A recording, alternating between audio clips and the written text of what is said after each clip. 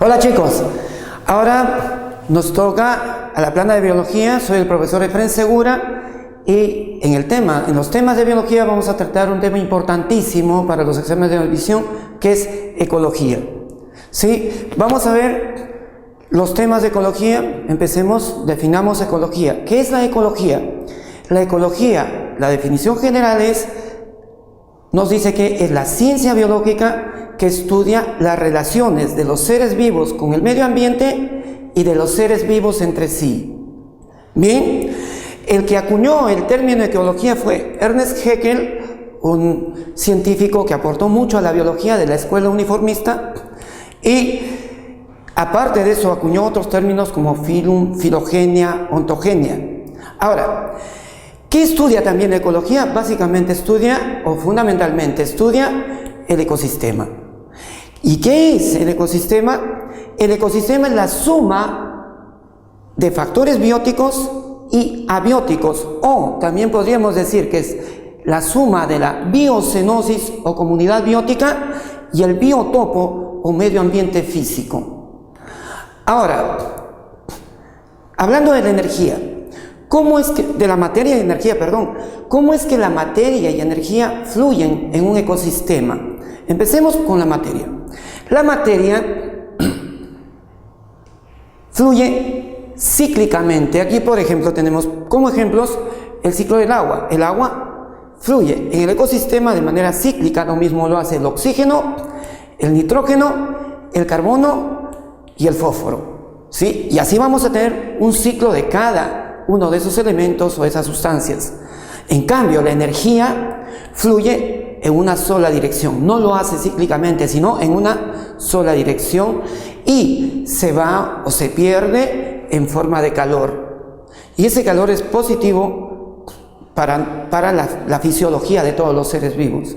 Bien, ahora, en los niveles de organización de los seres vivos tenemos el nivel químico, biológico y ecológico. En el nivel químico encontramos átomos, moléculas, supramoléculas, macromoléculas, y en el nivel biológico tenemos células, tejidos, órganos, aparatos y sistemas y el individuo. Y en el nivel ecológico tenemos ¿a quiénes? A la población, la comunidad, el ecosistema, el bioma, la biosfera y la ecosfera. Ahora, veamos. Partamos por el individuo, que es el representante de una especie. O sea, una especie, tenemos ya todo un concepto general que nos dice que especie es todo conjunto de individuos que pueden parecerse o no, pero que al establecer cruces reproductivos entre sus individuos obtengamos descendencia fértil. Ahora, ¿qué es una población? Conjunto de individuos de la misma especie que viven en el mismo lugar y tiempo. ¿Qué es una comunidad? El conjunto de poblaciones. Sí, es un nivel elevado de organización. Se le llama también comunidad biótica o biocenosis. Ahora, el ecosistema ya sabemos que es la relación o la suma de los seres vivos y el medio ambiente, o del biotopo y la biocenosis. Y los biomas, son ecosistemas extensos que tienen flora, fauna, temperatura, precipitación, característicos. Un ejemplo, el bioma del desierto. Otro ejemplo, el bioma de la selva, el bioma del mar, etc. Y tenemos la biosfera, que es la totalidad de todos los seres vivos que habitan en nuestro planeta. Y por último, la ecosfera, que es la suma de todos los ecosistemas de la Tierra. Bien, ahora veamos. Hay ecosistemas terrestres, ecosistemas acuáticos, y el límite o la transición entre los dos ecosistemas, ¿sí? Ecosistema de transición se le llama ecotono, que es el punto donde se registra la mayor biodiversidad de un ecosistema. Ahora, vamos a ver. Habíamos hablado de que el ecosistema es la suma de factores bióticos y abióticos. Vamos a ver cuáles son los factores abióticos. Pensemos que los factores abióticos son el conjunto de de entidades que no tienen características de vida. En cambio, los factores bióticos tienen atributos de vida. En este sentido, los factores abióticos son o constituyen el medio ambiente físico o los parámetros físico-químicos del ecosistema. Pensemos en esto. Los factores abióticos son, por ejemplo, la luz solar, la temperatura, el suelo, la presión, la humedad del agua, la salinidad, la latitud y la altitud. Vamos a ir analizándolos uno a uno. Empecemos por la luz. La luz es importante, ¿por qué? Porque es la que aporta toda la energía o la mayor parte de energía al ecosistema. ¿Correcto? Veamos que hay una luz que es visible, que tiene toda esta gama de colores, y tenemos también la luz de baja frecuencia y elevada longitud de onda, que es la luz infrarroja, y la luz de alta frecuencia y baja longitud de onda o corta longitud de onda, que es la luz ultravioleta, que es ionizante y puede dañar el ADN.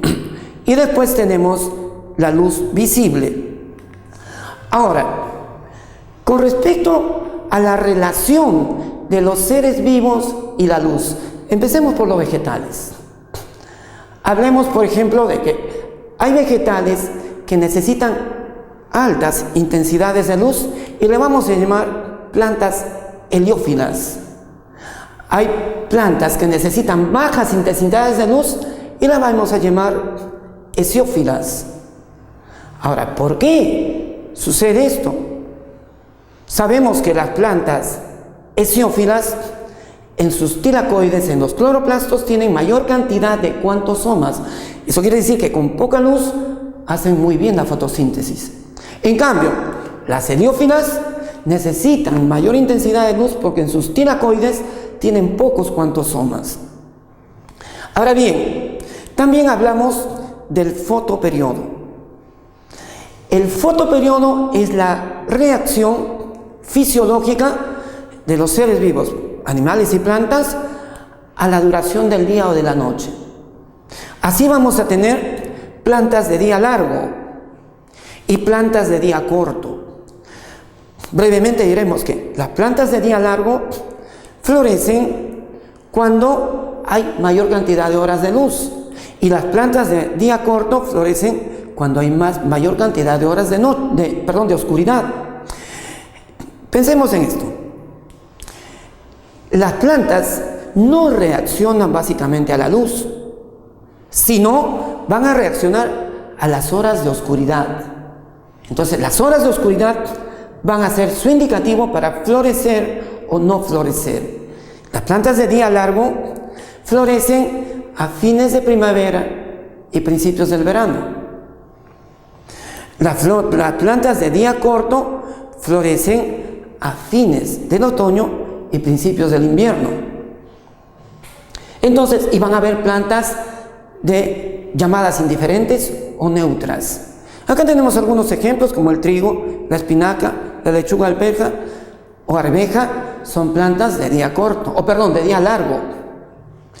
Y las plantas maíz, crisantemo, son plantas de día corto. El algodón es opcional, es más bien una planta neutra. Bien,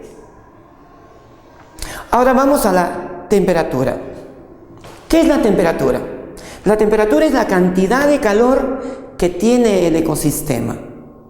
Vamos a ver, o la cantidad de calor también podríamos decir que hay en un sistema biológico, no solo en un sistema, en un ecosistema, sino en un ecosistema o sistema biológico. Acá tenemos sistemas biológicos animales y vamos a ver cómo es la temperatura con respecto a los animales. Tenemos animales homeotermos. Acá vamos a ver que los animales homeotermos tienen temperatura corporal constante. ¿Por qué? Porque pueden regular su temperatura. ¿Sí? A ellos se les llama endotermos. Los animales poiquilotermos no pueden regular su temperatura y su temperatura depende de la temperatura, de las variaciones de la temperatura en el ambiente.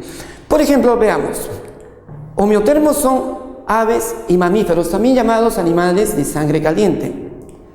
Poiquilotermos son animales invertebrados o peces o anfibios o reptiles, también llamados animales de sangre fría. No pueden regular su temperatura. Ahora bien, existe una tercera categoría que es la de los animales heterotermos, que siendo homeotermos tienen un comportamiento de poiquilotermo. Por ejemplo, el oso, la marmota, cuando hibernan, bajan su temperatura corporal casi a niveles poiquilotermos. Por eso se les llama heterotermos. Ahora, hablemos por ejemplo de la hibernación. La hibernación es la respuesta fisiológica de un animal frente a un frío excesivo. Tenemos como ejemplo al oso pardo, el murciélago. Por ejemplo, ¿qué pasa?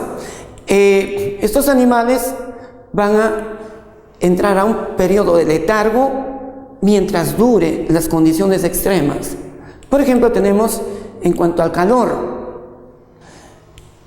la respuesta fisiológica al calor.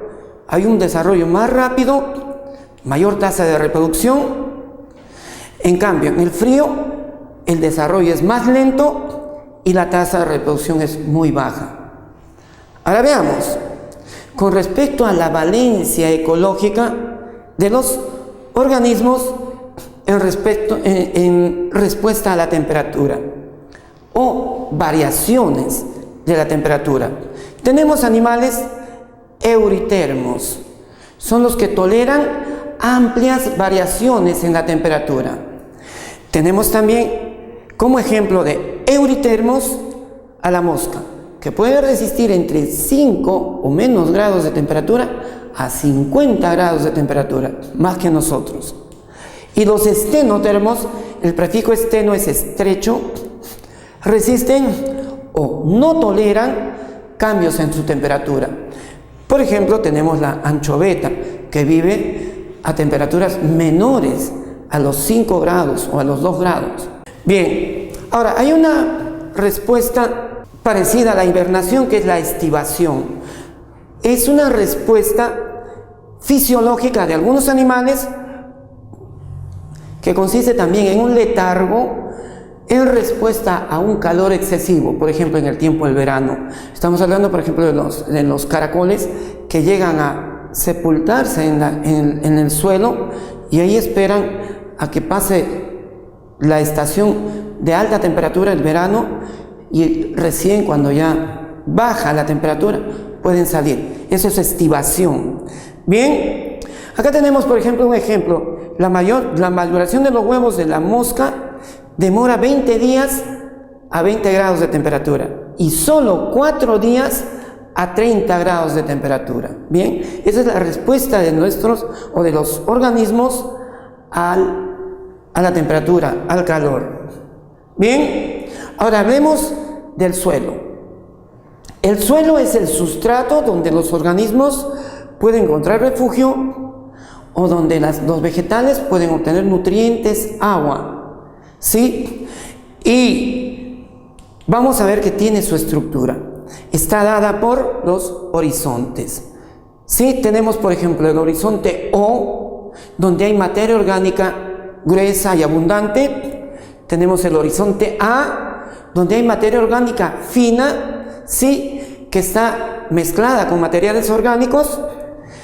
Hay una zona llamada de lixiviación donde hay elevada actividad bacteriana. El horizonte B, que tiene un predominio de materiales inorgánicos, como por ejemplo la arena, puede ser arcilla o puede ser cascajo, que son trozos pequeños de piedras. En el horizonte C encontramos rocas y piedras.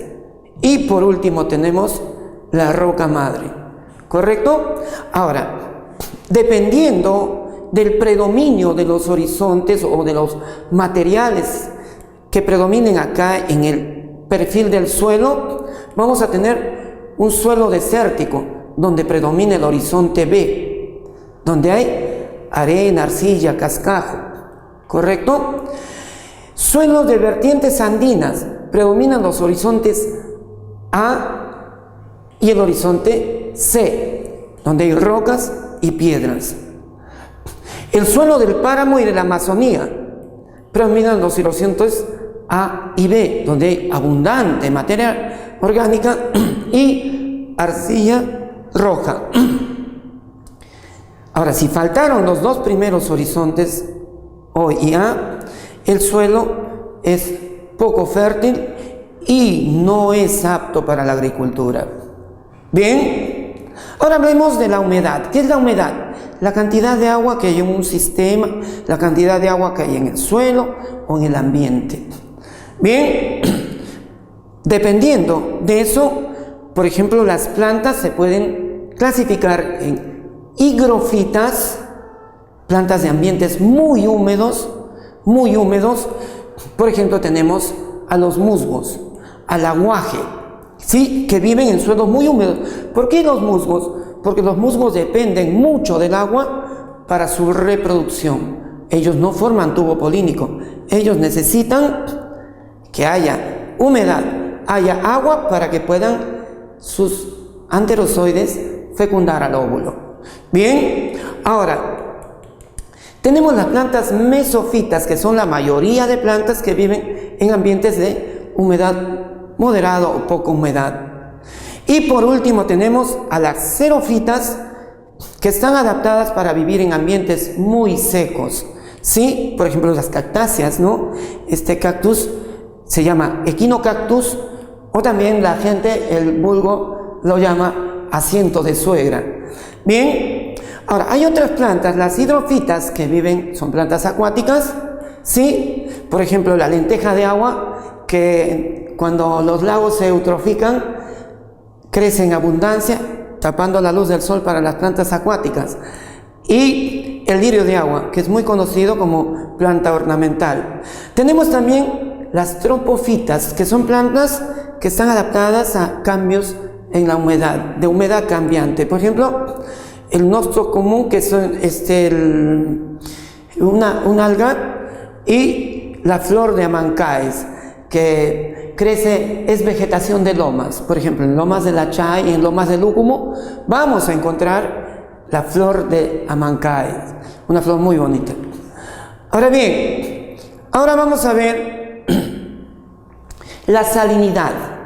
La salinidad es la concentración de sales que hay en el ecosistema.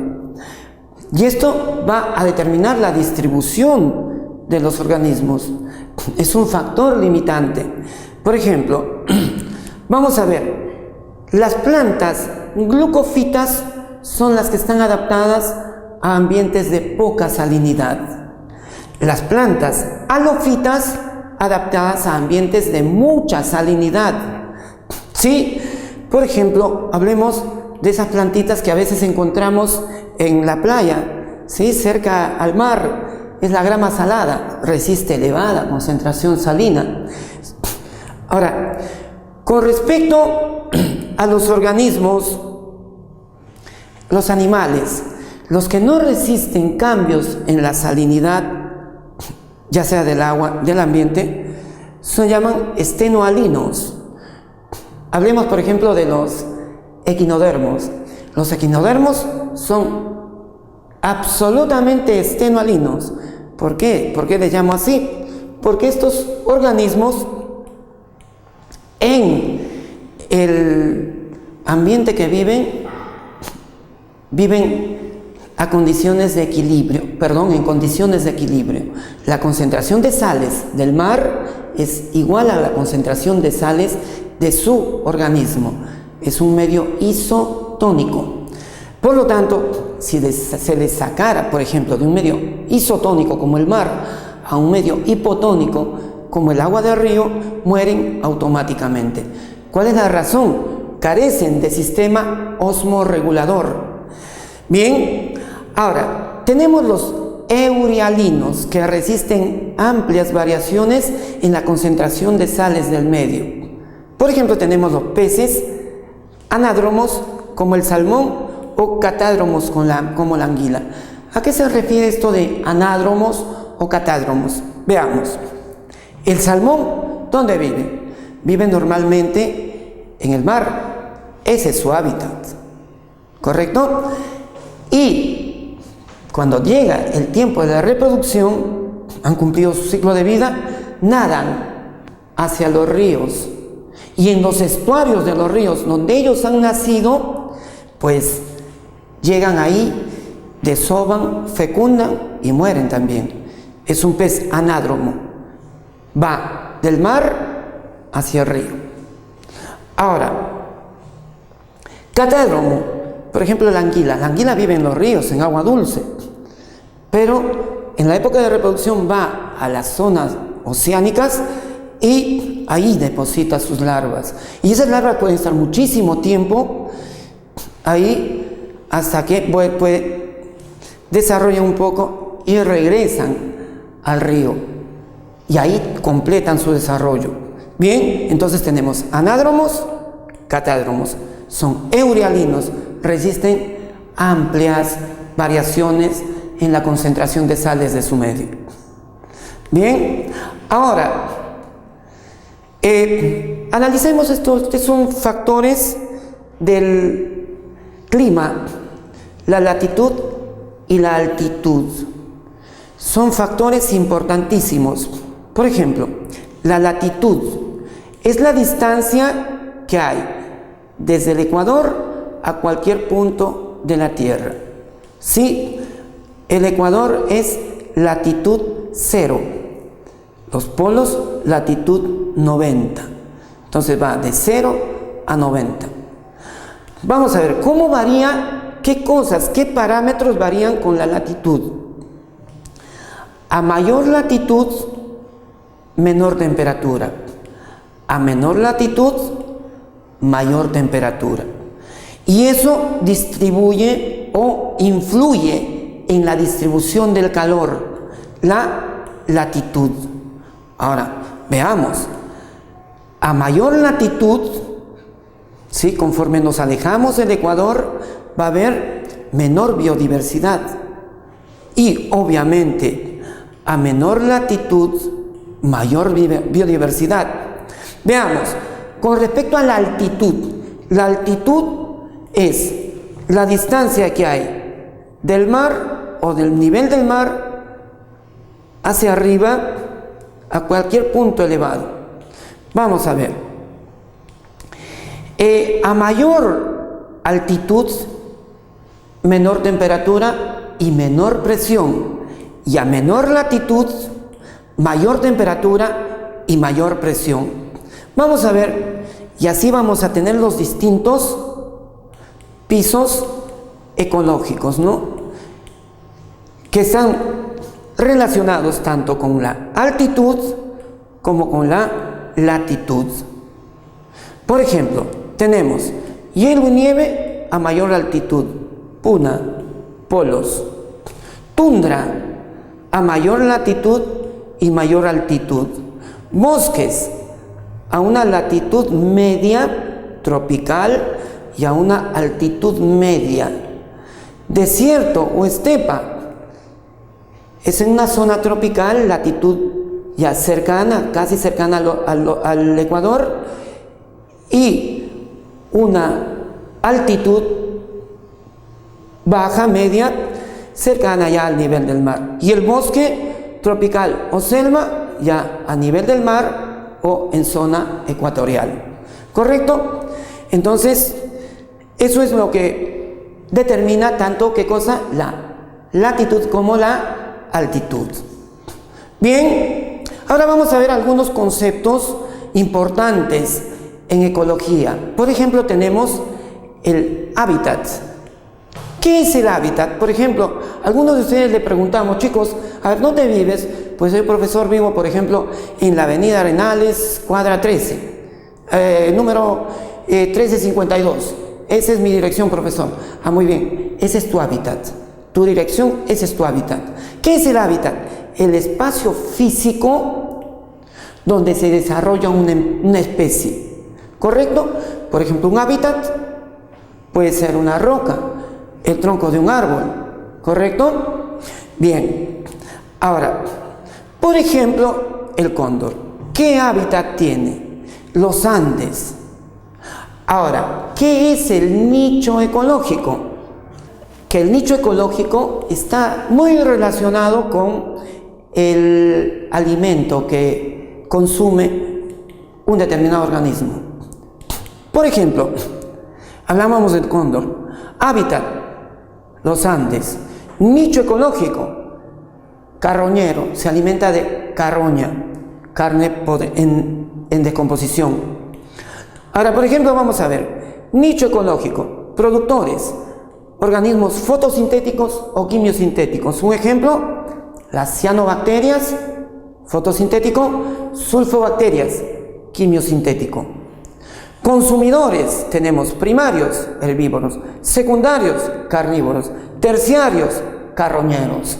Ejemplo, herbívoros, vicuñas, carnívoros, puma, carroñeros, cóndor, ¿correcto? Ahora nos estaban preguntando, ¿por qué los carroñeros no se enferman o no les hace daño cuando ingieren carne en descomposición que tiene muchas bacterias y agentes patógenos? Pues porque sus glándulas o el ventrículo subcenturiado produce unas sustancias de una acidez un pH muy bajo que mata toda bacteria. Bien, ahora ponemos a los desintegradores, que es otro tipo de nicho ecológico. Tenemos los saprozoicos y los saprófitos. Los saprozoos, los hongos. Los saprófitos, bacterias. ¿Qué hacen ellos?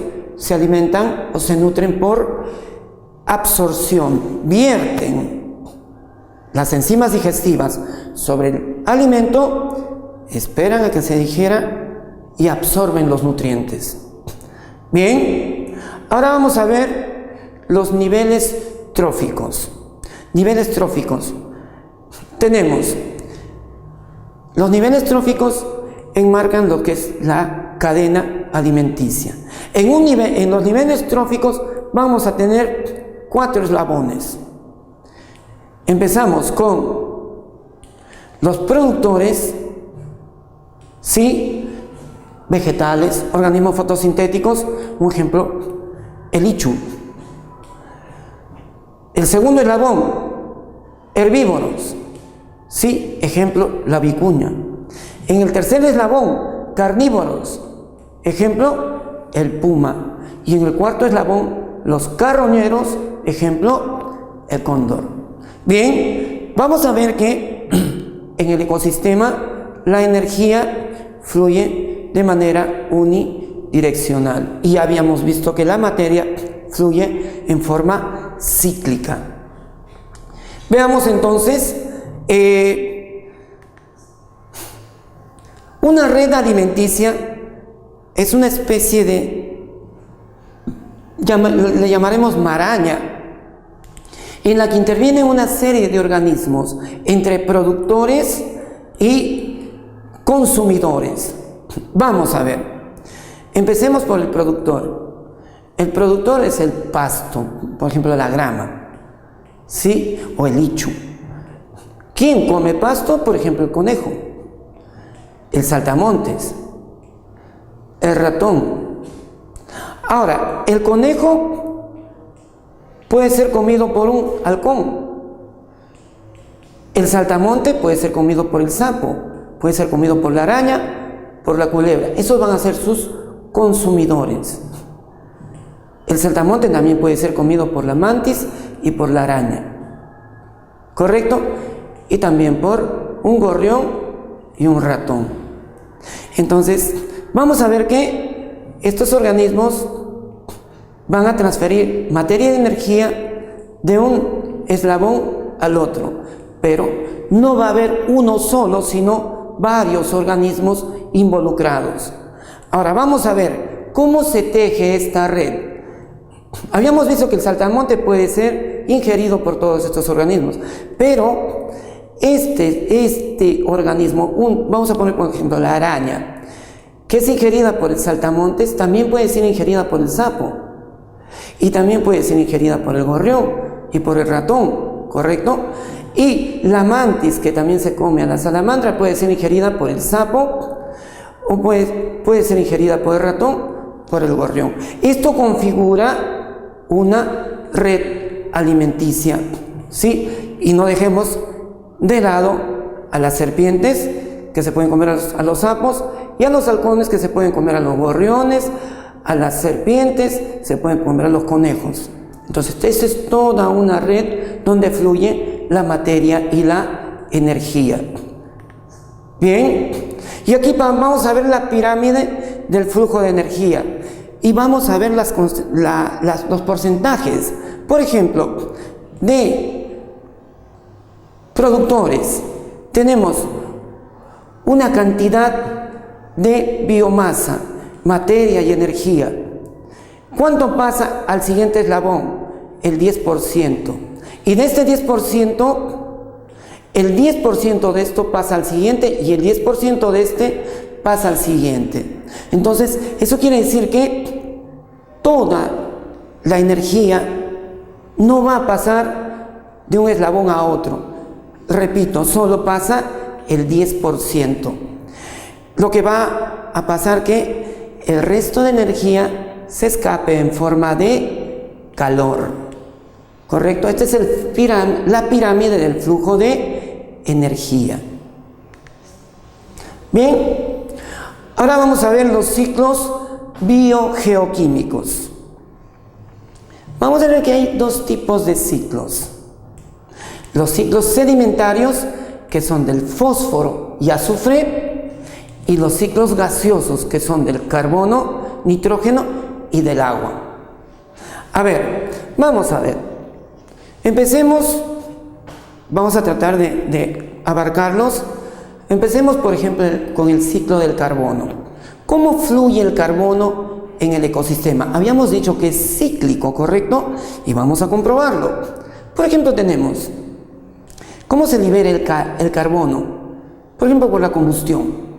En casa tenemos cocina, cocinamos y liberamos dióxido de carbono, ¿correcto? Va a la atmósfera. La respiración, ¿correcto?, celular de los organismos genera también dióxido de carbono. También los organismos detritivos y desintegradores liberan dióxido de carbono. Ese dióxido de carbono va a la atmósfera y es absorbido en la fotosíntesis por los organismos fotosintéticos. Hablemos de quiénes: de plantas, algas y cianobacterias, que son organismos fotosintéticos que van a absorber ese CO2 y van a construir, van a elaborar moléculas orgánicas, vale decir, alimentos. Ya tenemos el ciclo de carbono. Ahora, el ciclo del nitrógeno. ¿Cómo fluye el nitrógeno en el ecosistema? Vamos a ver. Tenemos abundante nitrógeno en la atmósfera, pero por ejemplo, nosotros no podemos utilizar ese nitrógeno. Para nosotros es imposible, porque no tenemos las enzimas para poder utilizarlo. ¿Quiénes se encargan de esto? De fijarlo, las bacterias fijadoras de nitrógeno. Un ejemplo, las bacterias del género Rhizobium, que están en simbiosis con las leguminosas, un ejemplo, la alberja, las habas, ¿sí?, leguminosas, la alfalfa, tienen en sus raíces unos nódulos donde están las bacterias, repito, del género Rhizobium. Esas bacterias fijan el nitrógeno atmosférico. Bien, tenemos las bacterias fijadoras del nitrógeno del suelo, que hay una amplia gama de bacterias fijadoras de nitrógeno. ¿Sí? Una vez que se da la fijación, viene la producción del amonio, ¿correcto? Ahora, una vez que se ha formado el amonio, intervienen las bacterias nitrificantes que van a realizar la nitrificación, que es la conversión de este amonio en nitratos. Ya estamos hablando de un nitrógeno orgánico que puede ser fijado ¿por quiénes? Por las plantas, ¿correcto? Se asimila y las plantas con esos nitratos elaboran aminoácidos, bases nitrogenadas y por ende proteínas, y esas proteínas pues van a pasar después en la cadena alimenticia a los animales. Ahora veamos, vamos a ver que hay estos nitratos también pueden ser utilizados por las bacterias desnitrificantes, y ese proceso se llama desnitrificación, que va a hacer que el nitrógeno retorne a la atmósfera. Ahora, una vez que las plantas, los animales han producido este nitrógeno o han producido compuestos nitrogenados como los aminoácidos, las proteínas, entonces este va a regresar al suelo en forma de detritus, ya sea restos orgánicos, restos de vegetales, restos de animales, ¿sí? Y van a ser utilizados como alimento por los organismos detritívoros. Hablemos, por ejemplo, de los hongos, de las bacterias detritívoros. Estos detritívoros van a amonificar y van a producir amonio, ¿correcto? Y nuevamente entra al proceso de nitrificación. Entonces, en síntesis, las etapas de la fijación del nitrógeno son fijación, ¿sí? Amodificación, nitrificación, asimilación, desnitrificación, ¿correcto? Esto es en el ciclo del nitrógeno un poquito complejo, ¿no? Hay bacterias fijadoras del nitrógeno, por ejemplo la Azotobacter, el Rhizobium, que ya lo habíamos mencionado, que es simbionte con las leguminosas, y cianobacterias también son bacterias fijadoras del nitrógeno, ¿correcto? Aquí tienen el proceso, sí, la conversión del amoníaco, y las bacterias nitrificantes, las que convierten el amonio en nitrato, el amonio en nitrato y la Nitrobacter. Este nitrito lo convierten en nitrato.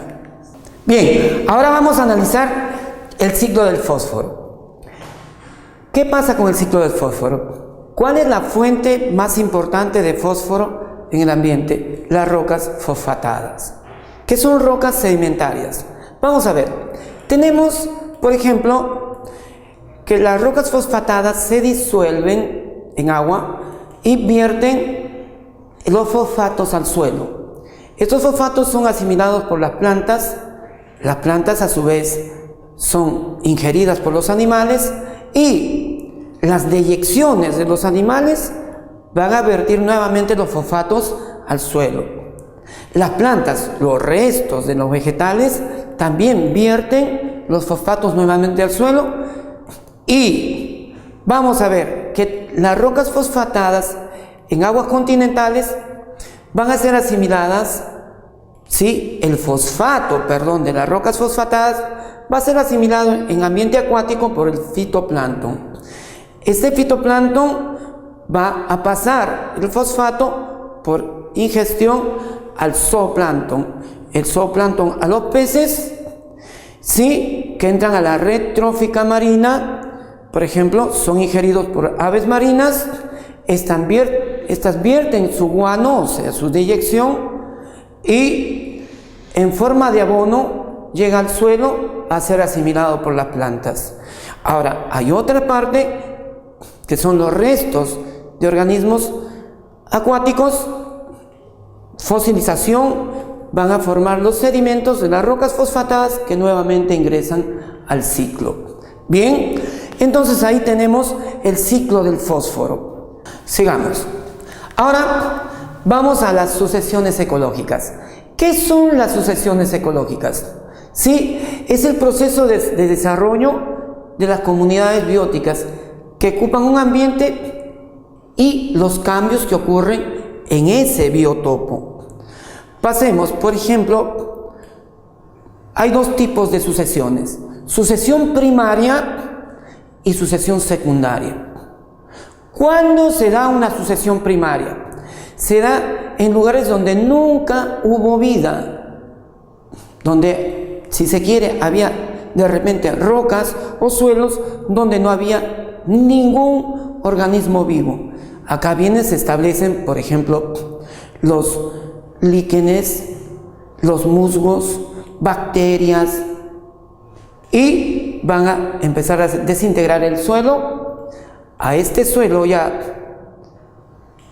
desintegrar la roca, ¿sí? Formando el suelo, y a esta roca desintegrada que ya formó el suelo se le establecen pequeños organismos, se establecen ya, por ejemplo, plantas como las gramíneas o, por ejemplo, pastos, ¿sí? En una siguiente etapa ya se establecen arbustos, pequeños árboles, ¿sí? Y en una siguiente etapa ya se establecen árboles que forman un bosque. A este le vamos a llamar comunidad clímax. Ahora, vamos a ver que cada una de estas etapas de la sucesión se le llama etapa seral o sere, ¿sí? Acá pasamos por 4 etapas serales, por ejemplo. Ahora, una sucesión secundaria es cuando ya ha habido vida, pero esa vida se perdió. Por ejemplo, cuando ha habido la erupción de un volcán. Esa erupción de un volcán barre con todo organismo viviente, se vuelve al yermo, a nada, y a partir de eso empiezan nuevamente las etapas de la sucesión. ¿Correcto?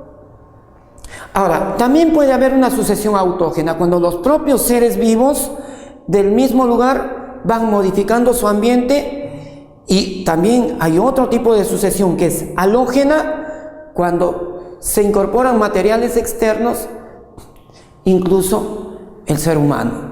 ¿Correcto? Entonces son los tipos de sucesión ecológica. Bien,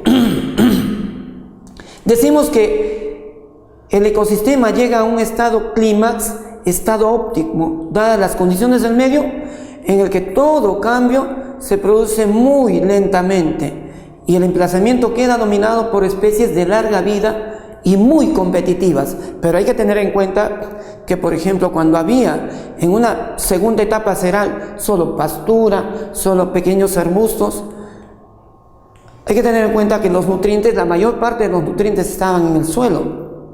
Pero cuando ya llegamos a la comunidad clímax, la mayor parte de los nutrientes están en la vegetación y poquísimos nutrientes en el suelo. De tal manera que si nosotros venimos y talamos el bosque y queremos sembrar, vamos a tener solo una cosecha. Al final, eso va a ser perjudicial porque se va a provocar la llamada desertificación. Bien, ahora vamos a ver los factores bióticos, los seres vivos, la comunidad biótica. Sí, las relaciones que se establecen entre los seres vivos que pertenecen a un ecosistema. Vamos a ver, hay relaciones de asociación. Por ejemplo, tenemos las relaciones intraespecíficas que se dan entre organismos de la misma especie. ¿Sí? Tenemos tipos: estatismo o sociedad. ¿Sí? Hay distribución de las funciones, si se quiere, del trabajo. Por ejemplo, tenemos abejas, reinas, obreras, zánganos. Tenemos las coloniales. Se comparte solo el mismo hábitat. Sí, muchas veces todos los organismos que forman esa colonia han surgido de un solo organismo, de un solo individuo. ¿Sí? Ejemplo, esponjas de mar, hidras de mar, asidias, anémonas, corales, etc. Ahora, un tipo de asociación sexual se da con fines reproductivos. Un ejemplo, las manadas de elefantes, las manadas de leones. ¿Correcto? Aquí tenemos las abejas, las hidras y los zánganos, por ejemplo, en este caso. Los zánganos son partenogenéticos. Bien. Ahora, relaciones interespecíficas que se dan entre individuos de diferentes especies. Tenemos el mutualismo, cuando ambos organismos que intervienen en la asociación se benefician mutuamente. Un ejemplo, tenemos los líquenes, que es la asociación de un alga unicelular, un ejemplo el nostoc, y un hongo filamentoso. ¿Qué le da el alga al hongo? Le da nutrientes, porque el alga realiza fotosíntesis. Ahora, ¿qué le da el hongo al alga? Agua. ¿Por qué? Porque esos hongos tienen la particularidad de captar el agua del medio ambiente por la composición que tienen en sus paredes celulares y se las dan al alga. De esa manera, ambos se benefician mutuamente. Tenemos el caso de las micorrizas que parasitan las raíces de las plantas. Ese parasitismo no es negativo, es positivo. ¿Por qué? Porque le va a favorecer la absorción de nutrientes. O sea, la presencia del hongo favorece la absorción de nutrientes por las raíces de la planta. Lo que quiere decir que es una asociación beneficiosa. Igualmente, ¿qué le dará la planta al hongo? Le va a dar nutrientes. ¿Por qué? Porque la planta realiza fotosíntesis y alimenta al hongo. Bien, entonces ambos se han beneficiado mutuamente, de ahí el término mutualismo.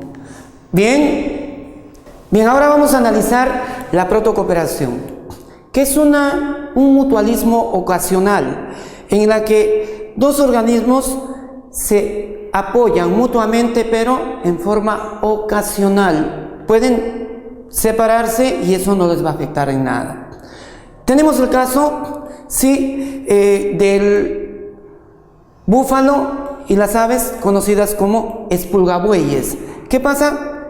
Estas aves se comen, obviamente, los parásitos, ectoparásitos que tienen estos búfalos, y los búfalos de alguna manera le dan protección a estas aves para que no sean atacadas por los depredadores. En el caso del sinsonte y la iguana, el sinsonte tiene un canto muy sonoro. El sinsonte en ocasiones avisa a la iguana o le informa de la presencia de depredadores y la iguana puede ocultarse. A cambio, la iguana le deja nutrientes, alimentos al sinsonte. O sea, hay una cooperación ocasional. Bien, tenemos el comensalismo. En el comensalismo se da cuando una especie se nutre de las obras de otra especie. El comensal se beneficia. El proveedor no se beneficia ni se afecta. Ahí tenemos el caso de la rémora y el tiburón. ¿Correcto? La rémora y el tiburón. La rémora tiene una ventosa en su lomo. Con esa ventosa se pega al tiburón y el tiburón, donde va, lleva a la rémora. Cuando el tiburón come, la rémora se suelta y va comiendo lo que deje el tiburón y después se vuelve a unir al tiburón. Entonces, eso es comensalismo. Bien, tenemos ahora el parasitismo. El parasitismo es una relación en la que una especie, organismo, vive a expensas de otro organismo. El parásito se beneficia, el huésped se perjudica. Tenemos el caso de los ectoparásitos. Los ectoparásitos o parásitos externos viven sobre el organismo.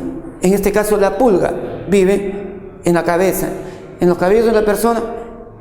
El piojo y la pulga viven, por ejemplo, el piojo en la cabeza de un ser humano, la pulga en otros organismos y también puede afectar al ser humano. ¿Se alimentan de qué? De sangre. Tenemos el caso del pique, también llamado nigua, sus nombres comunes. Es el famoso Tunca penetrans. Puede penetrar las comisuras de las uñas de los pies y provocar un absceso importante, que es necesario una cirugía para poder extraerlos. Tenemos los endoparásitos. Hay muchos endoparásitos, parásitos internos. Tenemos los helmintos. Por ejemplo, la triquina, que puede formar quistes y enquistarse en los músculos. Puede afectar al ser humano. Sí, tenemos las tenias, los diferentes tipos de tenia. Tenia solum, tenia saginata, que afectan al ser humano. La solium puede provocar la cisticercosis o también la neurocisticercosis.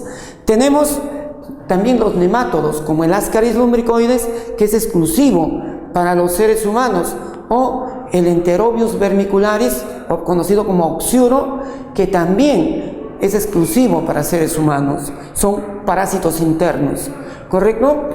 Bien. Ahora, este es un caso especial, el parasitoidismo. El parasitoidismo, en este caso, organismos que no son parásitos pueden llegar a comportarse como parásitos. Por ejemplo, el caso de las avispas hembras que clavan su aguijón a través del epitelio de las orugas y le introducen los huevos, expelen los huevos para la incubación. Las orugas producen un fluido rico en proteínas que es la hemolinfa, ¿sí? En su hemoceloma. Estos organismos, estas avispas o larvas de avispas van a parasitar el hemoceloma de la oruga, ¿sí? Y van a desarrollarse ahí, matan a la oruga y van a salir ya desarrolladas. Es una especie de parasitoidismo. Bien, eso también se da en con las moscas. Ahora vamos a ver el famoso inquilinismo. Cuando una especie pequeña, que vamos a llamarla inquilina, se beneficia de una más grande, que es el hospedero. Por ejemplo, tenemos el epifitismo. Cuando una planta vive sobre otra. El caso de las orquídeas, por ejemplo. ¿Sí? Y, por ejemplo, el caso del pájaro carpintero. Se aloja en los huecos de los árboles, ¿sí? Que ellos mismos también muchas veces horadan. ¿Correcto? Este es un tipo, o son tipos de inquilinismo. Tenemos otro tipo de relaciones. Por ejemplo, tenemos la tanatocresis. Cuando un organismo vive dentro o en el cadáver de otro organismo o los restos mortales. Tenemos, por ejemplo, el caso del cangrejo ermitaño, que va a ocupar la concha de un caracol. Obviamente el caracol ya no está, pero el cangrejo se beneficia. ¿Por qué? Porque el cangrejo tiene un caparazón muy débil y podría ser presa fácil de los depredadores. Bien, otra asociación interespecífica es la tanatocresis. En la tanatocresis, un organismo va a establecerse, va a vivir en el cadáver o los restos mortales de otro organismo. Un ejemplo, el caso del cangrejo ermitaño. El cangrejo ermitaño vive, se establece en la concha de un caracol, marino por cierto. ¿Qué pasó? El caracol murió, se descompuso, dejó vacía su concha. ¿Quién la ocupa? El cangrejo ermitaño.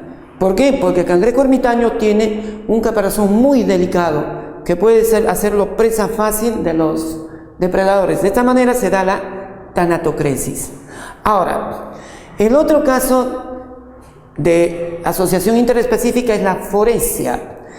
¿Cuándo se da la foresia? Cuando una especie se beneficia al ser trasladada por otra especie. Habíamos hablado, ¿se acuerdan del tiburón y la rémora? Ahí tienen un caso de foresia. La rémora está pegada al tiburón, el tiburón la traslada. Acá tenemos la abeja y la mosca áptera, la mosca sin alas. ¿Sí? ¿Qué hace? Se sujeta al abdomen de la abeja, y la abeja, ¿a dónde va? La traslada. Eso es un caso de foresia. ¿Correcto? Bien. Ahora tenemos la competencia. ¿Cuándo se da la competencia? Por ejemplo, acá tenemos al puma y al zorro. La competencia se da cuando dos organismos de diferentes especies comparten el mismo nicho ecológico. En este caso, el puma y el zorro andino comen lo mismo. Por lo tanto, se van a enfrentar, van a competir, y uno de ellos va a ser desplazado. ¿Sí? Ahora, otro caso de competencia es el caso de los vegetales, que cuanto más altos, mejor para ellos. ¿Por qué? Porque ganan el espacio para la luz, para captar luz, compiten por la luz. Bien, otra relación interespecífica se da con la depredación. En la depredación, un animal se alimenta de otro animal.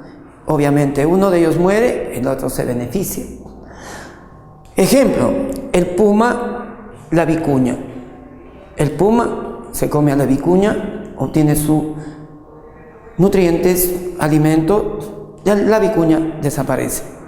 El caso del oso gris y el salmón, también. El león y la cebra, el tiburón y la foca son casos de depredación. Bien, otra relación interespecífica es el amensalismo. En el amensalismo, una especie produce sustancias que afectan, inhiben a otra especie. Por ejemplo, tenemos el caso de la antibiosis. Es un tipo de amensalismo en el que las bacterias y los hongos se relacionan. ¿De qué manera? El hongo produce sustancias que afectan a la bacteria. Acá tenemos un cultivo de bacterias en una placa de Petri. Acá vemos el hongo que produce el antibiótico, y esto que está alrededor del hongo se llama halo de inhibición. ¿Correcto? Este es el halo de inhibición. Esto es un ejemplo de amensalismo. El otro ejemplo de amensalismo es la alelopatía, que se produce o que se da en vegetales. Por ejemplo, el eucalipto produce sustancias que impiden que otros vegetales se desarrollen cerca de él. Entonces, el eucalipto va a tener un buen espacio para poder desarrollarse en virtud a la alelopatía. Bien, ahora vamos a responder algunas preguntas para comprobar cuánto hemos aprendido del tema que hemos desarrollado en esa oportunidad, que como sabemos es ecología. Tenemos la primera pregunta. Un ecosistema se define como un sistema cerrado con entrada de materia, el conjunto de organismos heterótrofos, el conjunto de organismos autótrofos, la integración de componentes bióticos, un sistema dinámico abierto con entrada y salida de materia. Esta pregunta fue tomada en el examen de admisión de San Marcos en el 2005-2. Sabemos que el ecosistema es la suma de factores bióticos y abióticos. De hecho, que hay un flujo de materia y energía. Por lo tanto, tiene que ser un sistema dinámico en el que haya entrada y salida de materia. Acá la respuesta es, de hecho, la alternativa E. En la segunda pregunta, con respecto al comportamiento de energía en los ecosistemas, podemos decir que se transforma en forma de calor respiratorio en cada nivel. presenta un flujo de transferencia en ambos sentidos. La fuente principal en la naturaleza no proviene del Sol. Cuando pasa de un nivel a otro, no se pierde absolutamente nada. Presenta un flujo de transferencia en un solo sentido. Pregunta de San Marcos 2012-1. A ver, sabemos que en el ecosistema la energía es unidireccional. Y como hemos analizado anteriormente, de un nivel trófico a otro pasa un 10%, por lo tanto se pierde. Que la fuente más importante viene del Sol. Por lo tanto, acá la respuesta más indicada es la que dice presenta un flujo de transferencia en un solo sentido. Y ahí tenemos las respuestas marcadas. Bien, esta siguiente pregunta tenemos que nos dice: las plantas que viven en ambientes escasos de agua son denominadas protofitas, tropofitas, mesofitas, xerofitas o metafitas. Sabemos que las plantas que viven en ambientes escasos de agua son conocidas como xerofitas. Un ejemplo de esto lo tenemos en las cactáceas, los cactus, ¿sí? Por lo tanto, la respuesta en este caso es la alternativa de xerofitas. Bien, tenemos esta pregunta. Uno de los principales determinantes biológicos del nicho ecológico de una especie es la complejidad de la comunidad, la competencia interespecífica, la diversidad de especies, la sucesión primaria de especies y la sucesión secundaria de especies. ¿Qué es el nicho ecológico?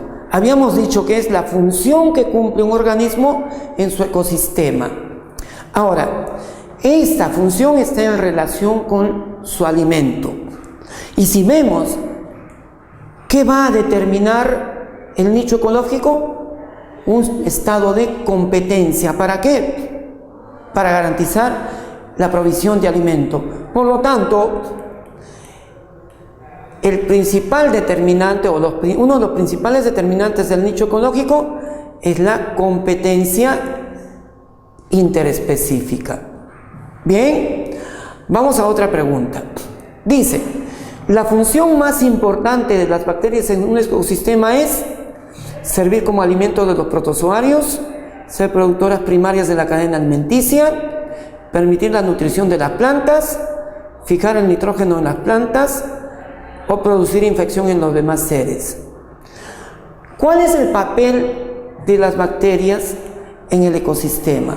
Las bacterias son desintegradoras, ese es su nicho ecológico, y al desintegrar la materia orgánica van a permitir que las plantas puedan asimilar nuevamente los nutrientes que constituyen esa materia. Por lo tanto, acá la respuesta es permitir la nutrición de las plantas. ¿Correcto? Bien. Otra pregunta. ¿Las aves marinas cumplen un papel importante en el reciclaje Acordémonos de los ciclos biogeoquímicos. Cuando hablamos del ciclo del fósforo, vimos que las aves marinas, las aves guaneras, tenían un papel importante. ¿Por qué? Porque podían extraer el fósforo de los peces al alimentarse de ellos y vertirlo con sus deyecciones en las islas para que se puedan ser aprovechadas como abono. ¿Correcto? Entonces, en el reciclaje del fósforo. El segundo proceso en el ciclo del nitrógeno habíamos dicho que es la nitrificación. ¿Bien? Ahora, dice, señale la proposición correcta respecto de la sucesión ecológica secundaria. Solo se alcanza el desarrollo de un tipo de organismo. En un área despoblada y sin vida se inician nuevas especies. La biomasa alcanza en todos los casos su valor mínimo. Se da cuando los organismos emergen e invaden inicialmente la tierra. Desarrolla nuevas especies donde preexistieron otras. Habíamos dicho que la sucesión ecológica va a ser la sucesión de organismos que se van reemplazando en un determinado ecosistema en un determinado hábitat. En este caso, la respuesta sería: desarrolla nuevas especies donde preexistieron otras. ¿Correcto? Pregunta de San Marcos 2008-2. Tenemos esta pregunta. En las sucesiones ecológicas, la etapa en la que se alcanza la mayor estabilidad y equilibrio en un ecosistema es denominada, lo dijimos, la comunidad clímax. ¿Correcto? Alternativa A. Pregunta de San Marcos 2011-2. Bien, acá tenemos esta pregunta. La relación intraespecífica en la que algunas especies se diferencian morfológicamente según la función que realizan es conocida como, acordémonos. Una relación intraespecífica es cuando se da entre individuos de la misma especie. Ahora, acordémonos del caso de las abejas. Tenemos la reina, obrera, zángano, que se diferencian como, se diferencian morfológicamente por la función que realizan. En este caso estamos hablando de sociedades. Alternativa A. Pregunta San Marcos 2009-1. Bien, acá tenemos esta pregunta. La relación interespecífica denominada competencia en el ecosistema se da cuando hay sobreposición de nicho ecológico, por lo que ambas especies se ven afectadas. Dos o más organismos de distintas especies se asocian, resultando esto beneficioso para ambas especies. Los individuos de una especie están ligados por otra especie para su supervivencia. En la interacción solo uno de los organismos se beneficia. Un organismo pasa parte de su vida dentro de otro de diferente especie. Vamos a ver. Acordémonos que cuando hay competencia estamos hablando de que dos organismos de diferentes especies van a compartir el mismo nicho ecológico, vale decir, van a comer lo mismo. En este caso la respuesta sería: hay sobreposición de nicho ecológico, por lo que ambas especies se ven afectadas. Bien, muchísimas gracias, chicos. Espero que esta clase les haya servido y estamos a su disposición para cualquier pregunta, para cualquier consulta. Muchas gracias.